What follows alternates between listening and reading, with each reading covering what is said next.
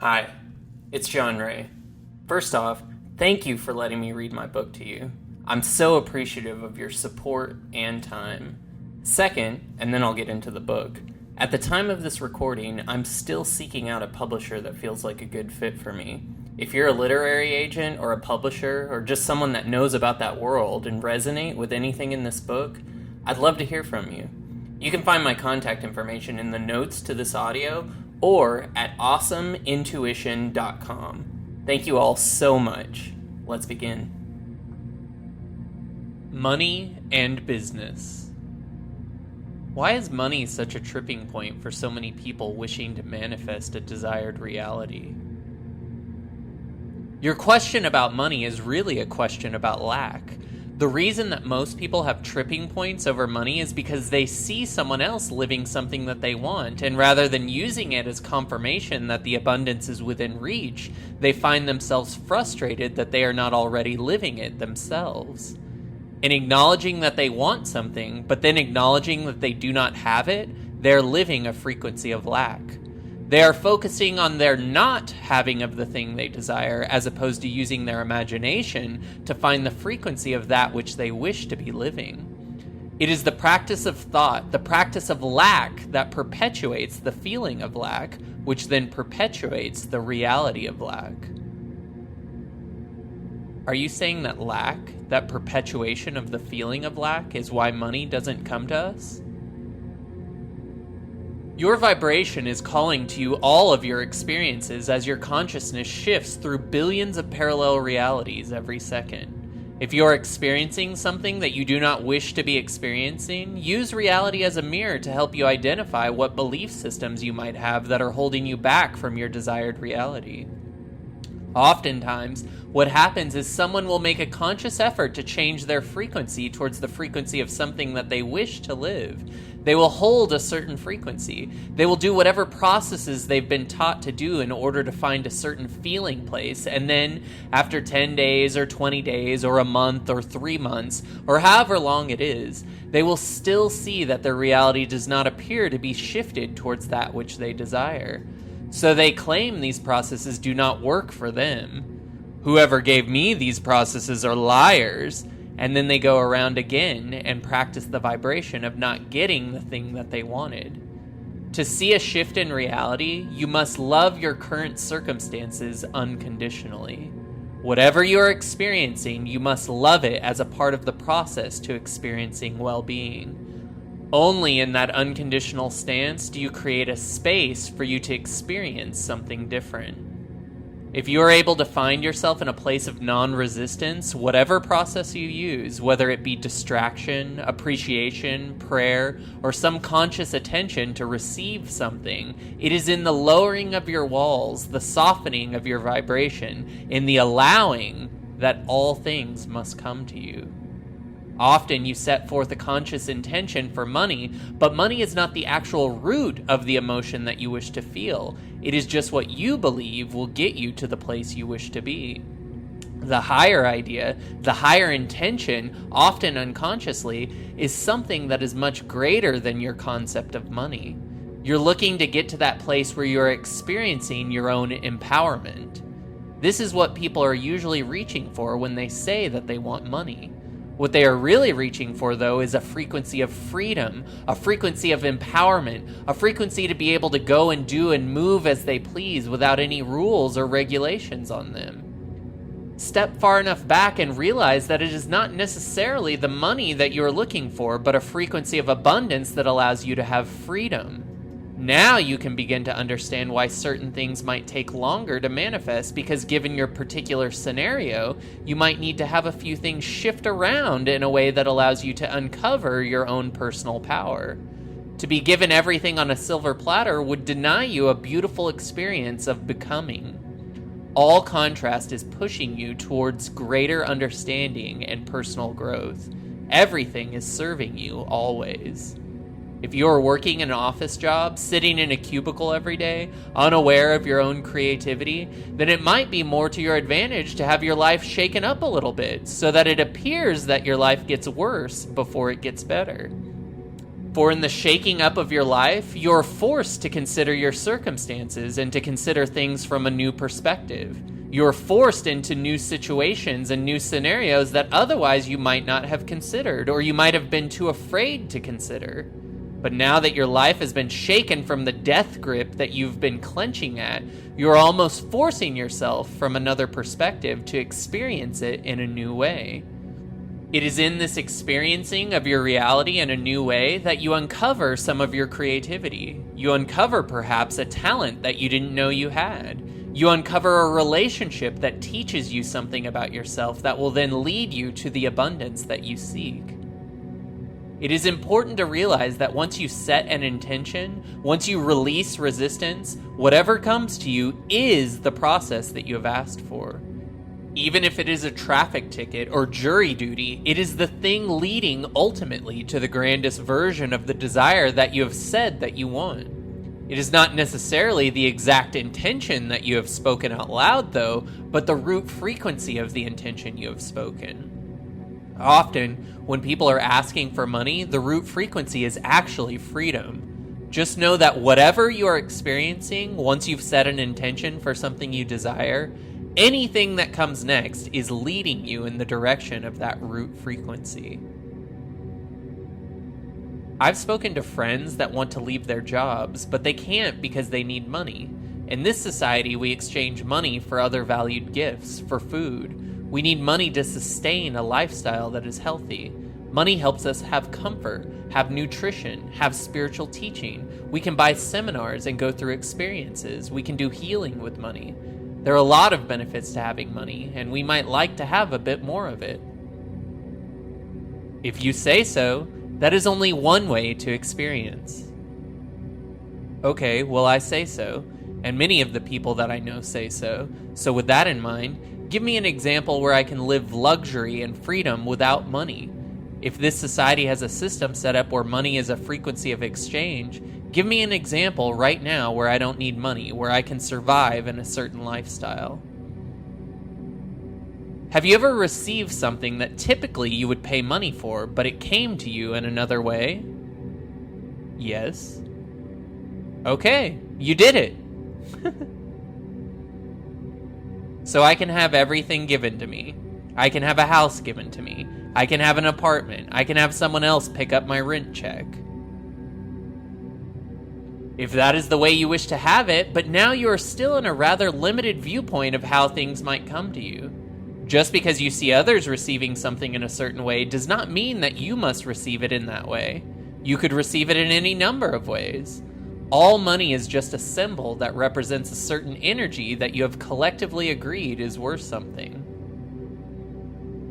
That's a big collection of agreement. That's millions of people that have agreed that there is a system where if you want to live in an apartment, your rent needs to be met. That's not just one person's beliefs, that's hundreds and hundreds of people.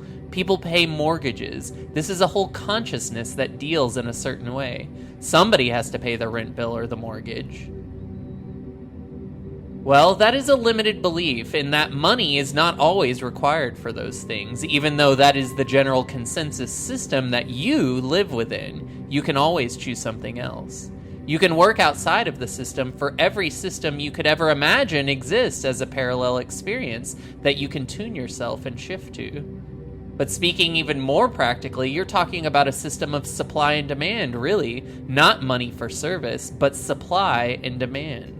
If you have a supply of something that is in demand by someone else, you may trade that energetically.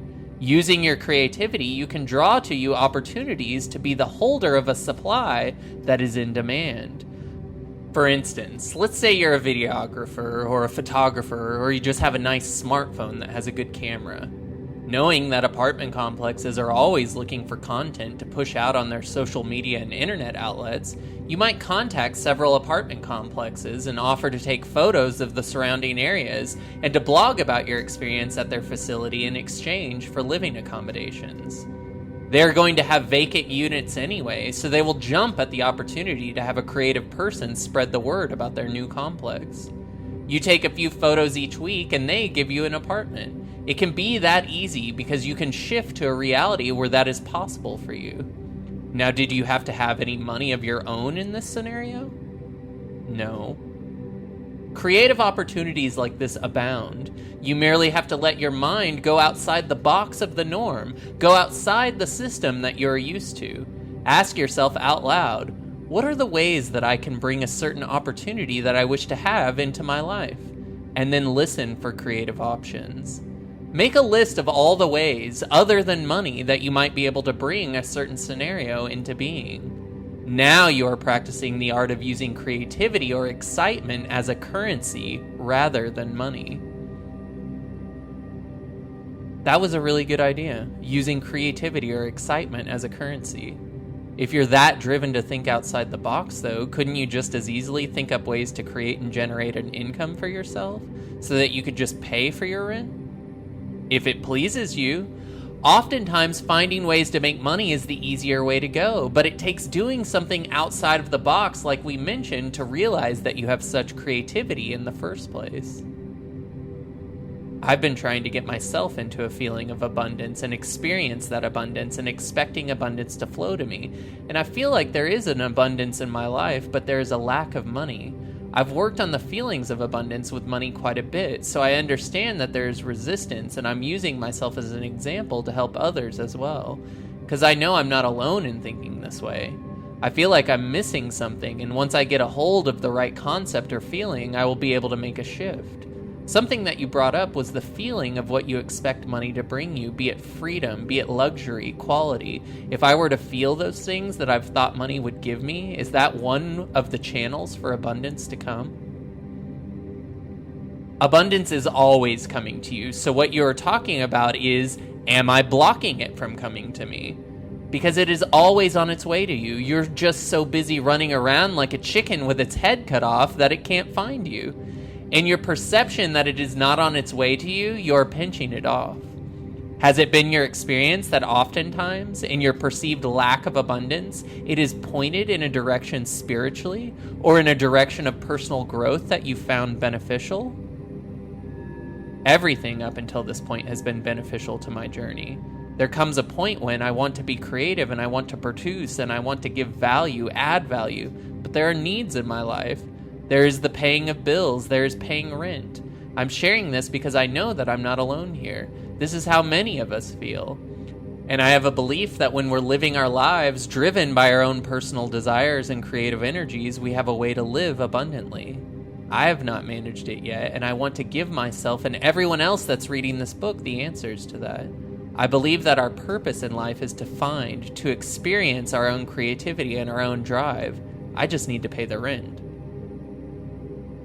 As you reduce your resistance, find distraction, find things that you can be in appreciation of, certain ideas will come to you, certain understandings or epiphanies will come to you, and all of a sudden you will realize that you potentially have a new talent or a new access to something that could potentially provide you with an income.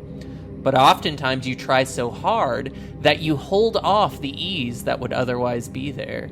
It takes a certain level of relaxation to tap into your intuitive knowing. The process that you're going through now to write this book could be identified as one of those things that was inspired from a position of abundance or non-resistance.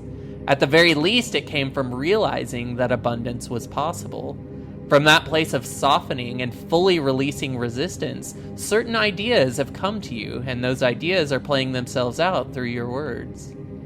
We would imagine that in your society you have seen and are aware that authors are able to sell books and are able to sell content or lectures or speaking engagements. Artists are able to produce works and sell those things too.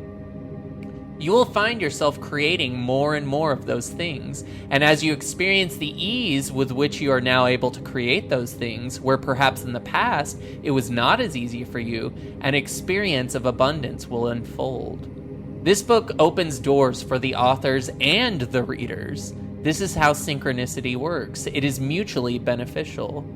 Often you go from a place where things that might bring you money seem to be very hard, or you believe money only comes with difficulty, that making money is like pulling teeth. Then, over time, when you begin to release resistance, those things will begin to come and feel easier and easier and easier. At some point, in the time that it takes another person to groan and regroup, you are producing full volumes of information, multiple pieces of artwork. What we are saying is that abundance is not necessarily the tangible money in hand. Oftentimes, it is the building of the energy that then allows the ease of that money or experience to come into one's life. There are many jobs that you could take that would allow you to have more money than you have, but many have chosen a route of freedom instead. They have said that they would rather have time to work on themselves, work on their personal growth, work on their art, and still have the money. In choosing a path that is less beaten, so to speak, and having to cut their own trail, it can sometimes take a little bit longer to tune yourself. Perfect timing is often the result of graceful patience. But rest assured, it will come. Keep the faith. If you can acknowledge that certain things are beginning to line up, certain ideas are coming into manifestation because you're experiencing the thought of them, if you are able to visualize what they might look like in the future, those thoughts are the frequency of abundance starting to fill in. Those thoughts and visions are manifestations and the first sign that your desires are moving into your experience. If those reading this could accept that the mere receiving of an idea, the mere receiving of a desire for something is you being up to speed with the fulfillment of that desire, you could have everything you wanted. Just follow the breadcrumbs that your intuition gives you, and you will find yourself in a very small amount of time living the abundant life that you want in a way that is anything but limiting. In a way that doesn't look like the people you see who have money but are working all the time for it. You can live in a way that is fulfilling and easy and in the flow. Choose it, then become it. So you're saying follow every intuition and follow each thought that you have and see where they go? Yes, the idea when living intuitively is to find energetic alignment, integrity, then that feeling of excitement. Then follow the first thought that feels good to you. In following the first good feeling thought that you receive, it will lead you in a certain direction that helps build energy in a very particular way. From your linear perspective, standing on 2 feet here on Earth, you may not understand why the thing that you're inspired to do helps to create the whole of the experience that you wish to experience, but trust that it is helping build a certain energy. Everything that you do, if it is from your inspiration, if it is intuitively driven, if when you ask, what should I do next, you then take the first good feeling thought and do that, is building an energy around that which you wish to accomplish, which then points you in a certain direction. When you recognize that you can become aware enough to choose your thoughts, life becomes an unfolding of joyous experiences. What happens is that so often you are afraid to take the next step, or you do not realize that your intuitive thought is leading you in the right direction, because whatever your intuition shows you seems ridiculous, even if it does feel good to you, and so you simply stand still. As much as your higher consciousness would try and get you to turn the rudder of your ship, you're just spinning in circles. Remember that the wind of God gives you the momentum you need by blowing into the sails of your life, but you must be willing to steer the ship. It would serve you to always seek forward momentum, avoiding stagnation at all costs. Choosing anything is better than sitting in fear. So find the first thought that feels good to you as you sit in this moment and take action on it. The action might be to just continue thinking in that line of good feeling thought until a stronger desire or excitement arises. But the key is to keep reaching for good feeling thoughts, taking action when it feels inspired. Oftentimes the first thought you have is just to get you to start moving in a certain direction so that spirit, your higher consciousness, can work within the momentum that you create with that motion, no matter what direction it is heading in. The airplane often takes off in the opposite direction of its destination in order to find a clear flight path that will provide an expedited flight free of turbulence. Once there is forward motion, you will be inspired to move in another direction. This is why often any decision is better than no decision. Throwing noodles against reality is a fine way to discover what is going to stick. After all, everything is your creation, so do not be afraid of the way reality will respond to you. When you are strong in your knowing as a creator, the world bends to you. When it doesn't, you know there is room for further tuning, which is done by imagining the desired outcome with greater clarity. What does an ideal business look like?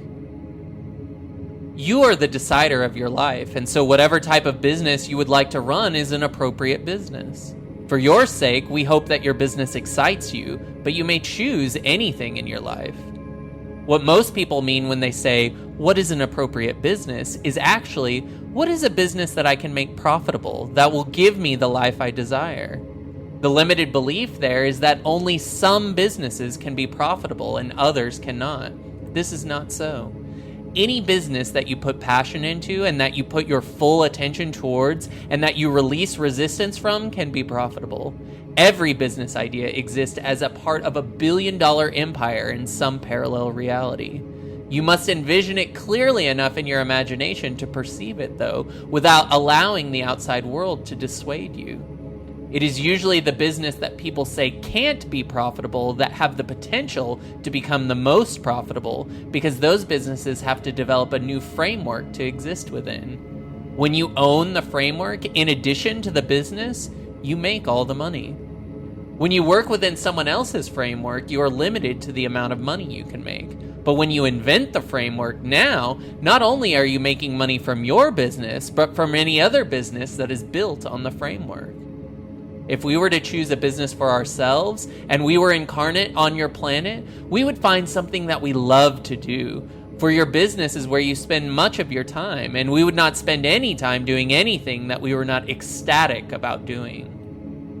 Simply identify the things in your life that you love to do, and then ask yourself how you can turn those things into a business.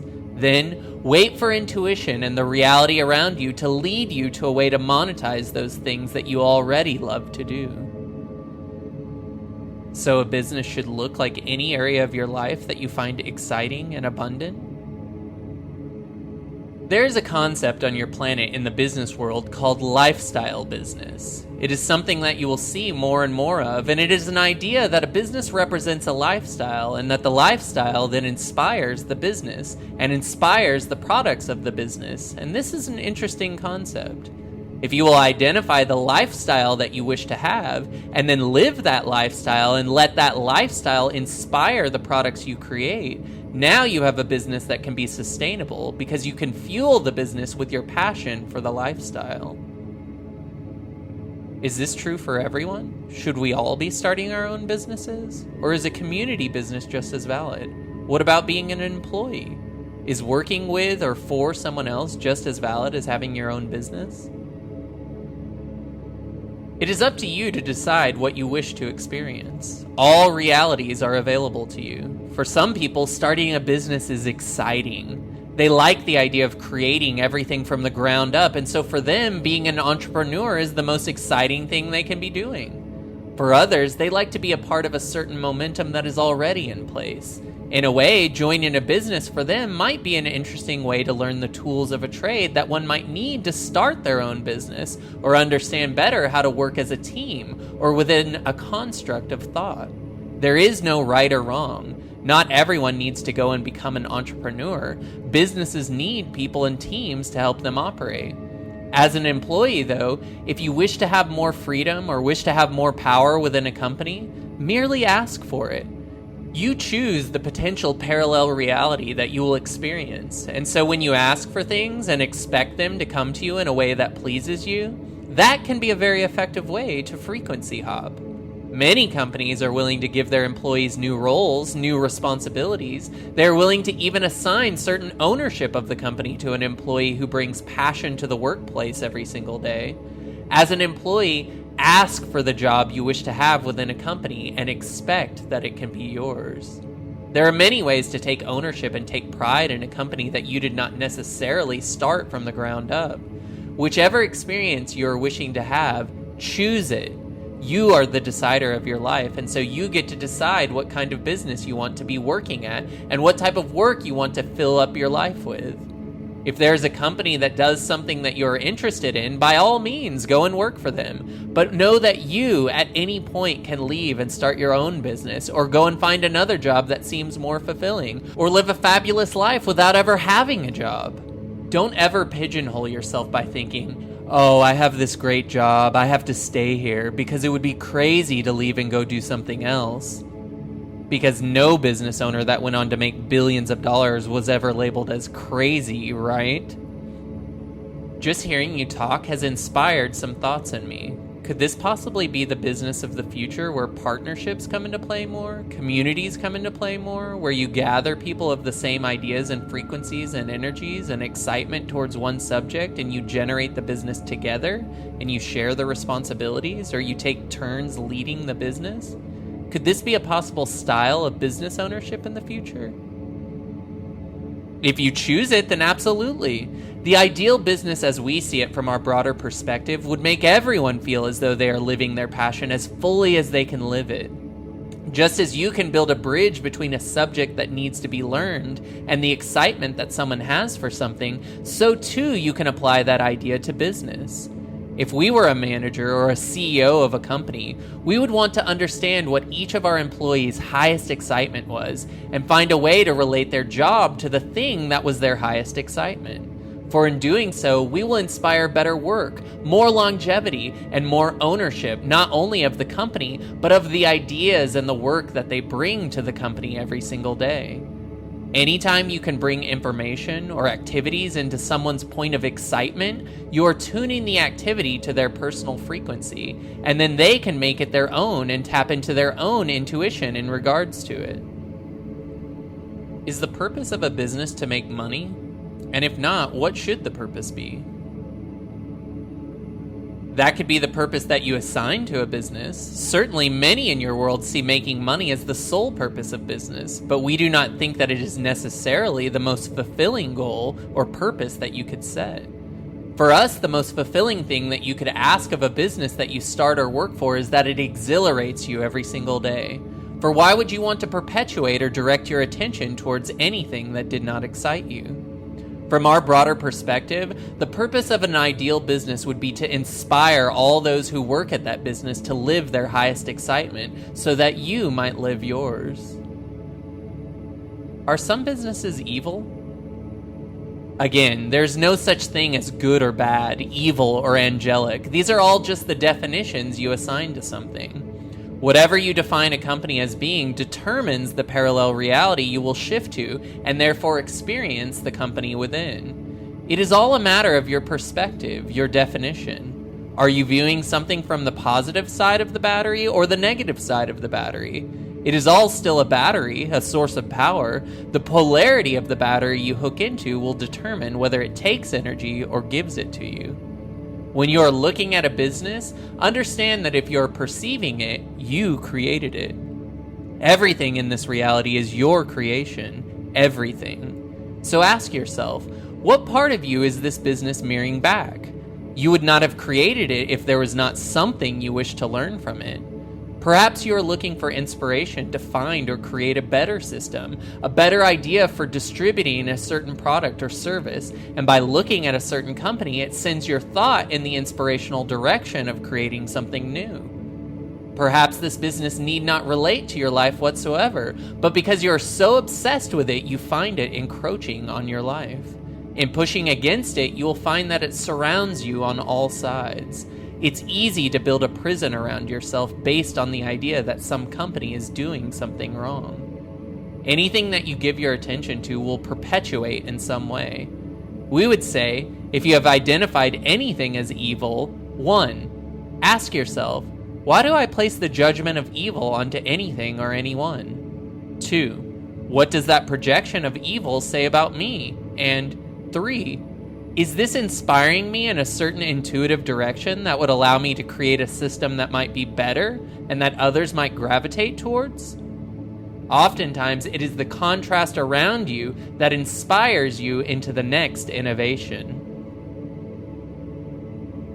Are you saying that the more people concentrate on their own inspiration in creating their own business and putting their attention and passion into growing something of a good frequency, that the companies you do not resonate with will start to fade away if you don't put any energy, any time, any money towards them? That if everyone did that, they would start to fade away? They will not necessarily fade away, but new options will appear, and as the marketplace grows, you as a consumer will have more options. New options are a mechanism for bridging you from one parallel reality to another. An option that was non-existent in 1 second can manifest with an entire past and lineage in the next, and you will merely experience it as an option that you never knew about, when in actuality, it is an option that did not exist at all in the first reality until you found the frequency and vibratory rate of it and shifted to a new parallel experience that then reflected to you the new option. Think about your grocery store system. Grocery stores, when they became mega retail brands, were stocking all kinds of processed foods, and all of a sudden, people were in an outrage because grocery stores were serving processed foods. Then Whole Foods came along and took the megastore model but applied it to natural foods. They put together a system that allowed you, through them, to get food from local vendors distributed by the Whole Foods brand, and you were able to easily find foods that weren't nearly as bad as some of the processed foods that you had labeled as such at some of the other mega superstore grocery retailers out there. Then all of a sudden, all of the same people who were upset about the processed foods at the grocery stores were now shaking their fists at Whole Foods and shouting, "Whole Foods is charging too much money! They're scamming people!" From that contrast is birthed the idea of co-op stores, where people come together to form a business. They decide that a collective of 5 or 7 or 10 of them will all work together. They will go to the local farmers directly. They will bring food in. They will provide an alternative to Whole Foods. And so now you have a new way to buy your foods from a place where it was handled by even less hands or consciousness. And all of this was birthed from the contrast offered by your experience with Whole Foods, which was birthed from the mega grocery store chains, which was birthed from people not being able to get the variety of food that they wanted. Now that is the linear progression of all of this coming together, and the way your consciousness will make sense of the new option in the parallel reality you shift to that represents it. But unless it serves you or excites you to be a part of the building of a new kind of business, you will often find that the perfect solutions just start popping up all around you in new business models and ideas. You call it synchronicity, but that is just the word you have given to soften the fact that you went from a reality where it did not exist to a reality where it did not only exist, but it has an entire past that makes it appear as though it was always there. This is frequency hopping at its finest. Each iteration of any invention leads to the next innovation. It does not necessarily mean that once the new innovation comes out, the old one ceases to exist. It just means that there are more options available. You, as a consumer, have more power in your choices of where you will spend your money. You are always the decider in that you vote with your dollar and your vibration. So you're saying that contrast isn't really such a bad thing. If it generates an emotion in you, it can actually ignite ideas that allow you and others to create a new way of doing things. Absolutely. Contrast is what always leads to invention. It is what always leads to innovation. What happens is that you get caught up pointing a finger at someone, wagging a finger at someone you do not agree with, instead of using it as a pivot point to ask yourself, well, what would I prefer? And then inventing the thing that you prefer in your imagination. You spend the rest of your life wagging the finger at the thing you don't prefer, giving it more and more energy, and you prevent yourself from frequency hopping to the reality stack that is representative of the thing you actually want to experience. In doing so, you are not riding your intuition to the next wave of innovation, and therefore you are cutting yourself off from the abundance that otherwise would be available to you.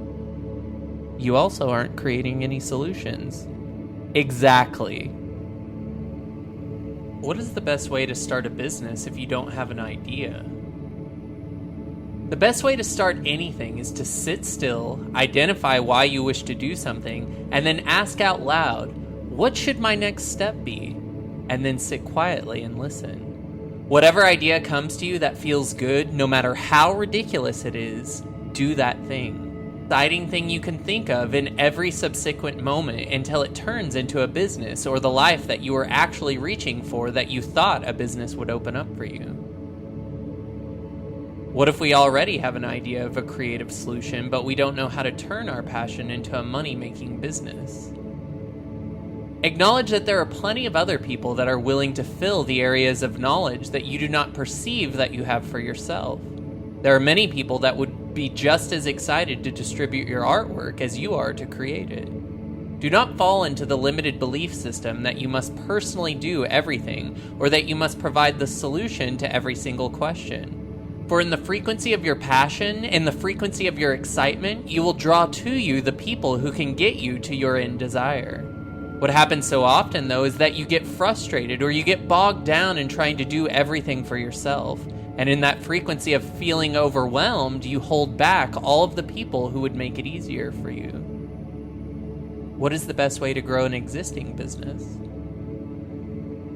With an existing business, you must understand that there is an energy in motion, so to speak. It would be helpful to identify which direction that energy is moving towards and whether or not it is a direction that you wish to go.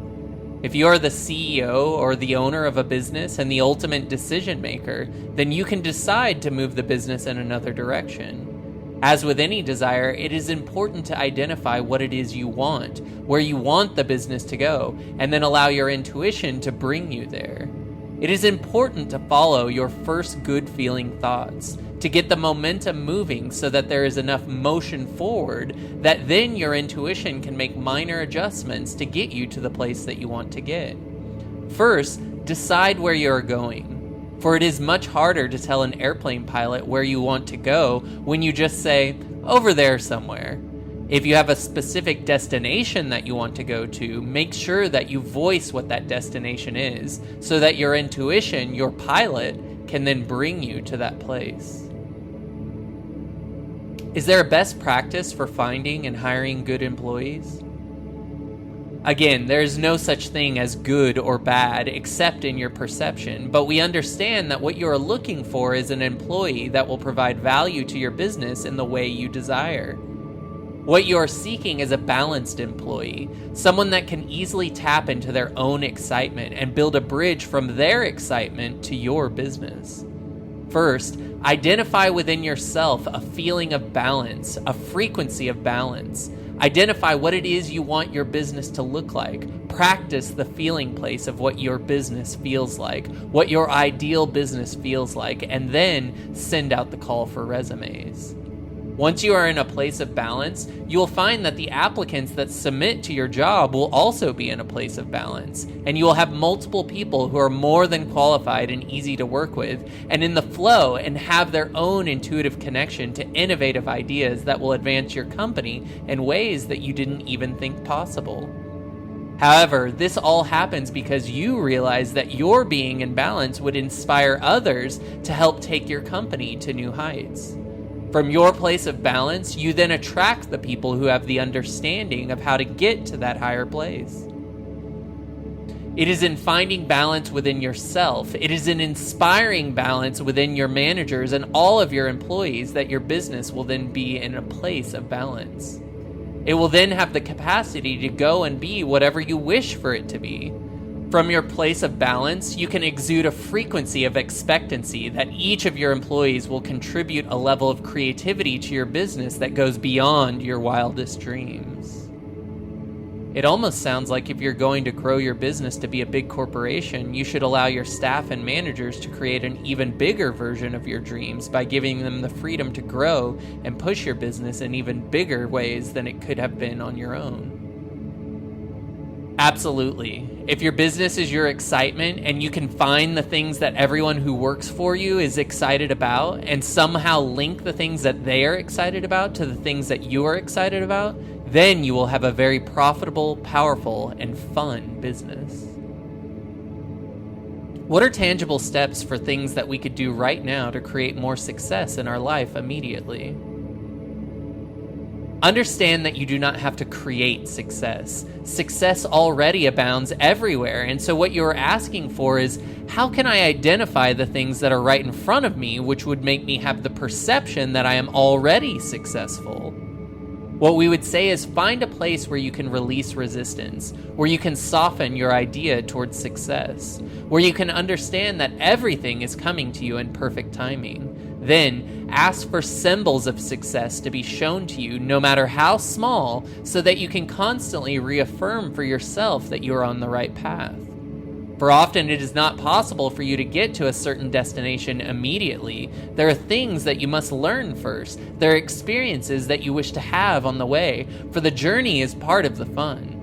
And asking for reality to give you signals that you're doing what you need to be doing, you will find that your enthusiasm stays in a high place, that your motivation stays in a high place.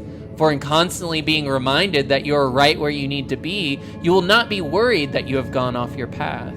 There is no such thing as a mistake, only detours and alternate routes which lead to that which you most desire. How can we attract more money into our lives? If you wish to have more money in your life, use your imagination to come up with ideas that you believe are possibilities for bringing it to you. It might be helpful to make a list of all the ways that anyone you know or have heard of is able to make money in any given moment, no matter how ridiculous. In making that list, you will begin to tune yourself to a frequency of abundance. You will realize that it is more feasible than maybe you thought, and you aren't doing as bad as you might have believed yourself to be doing. In making a list of the obvious things, the obvious ways that you might be able to make money, now you are opening your mind up. You're softening your vibration in a way that allows you to perhaps be a little more creative in the ways that you make money in the future, or rather receive money in the future. It could be that through this process you stumble upon something that you did not realize you had access to. In doing this process and following the inspiration towards a new idea that arises, you might find that money comes to you sooner than you expected.